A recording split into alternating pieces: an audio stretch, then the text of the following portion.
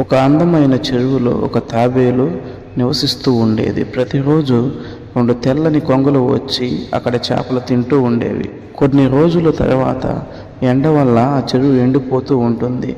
భయంతో ఆ తాబేలు కొంగలను వేడుకుంటుంది.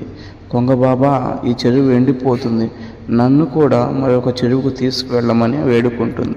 అప్పుడు ఆ 2 కొంగలు ఆలోచించి ఒక బలమైన కర్రను తీసుకొచ్చి, నీవు మధ్యలో పట్టుకో, 2 వైపులా మేము పట్టుకుంటాము, కానీ ఎట్టి పరిస్థితుల్లో మాట్లాడవద్దని ఆ కొంగలు చెబుతాయి.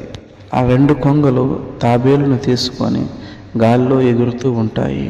క్రింద ఉన్న గ్రామస్తుడు చూసి, వావ్, ఎంత అద్భుతమైన ఐడియా, ఈ ఐడియా ఎవరిది అని అడుగుతాడు. అప్పుడు తాబేలు, ఈ ఐడియా నాదే అని గర్వంతో చెప్పుద్ది.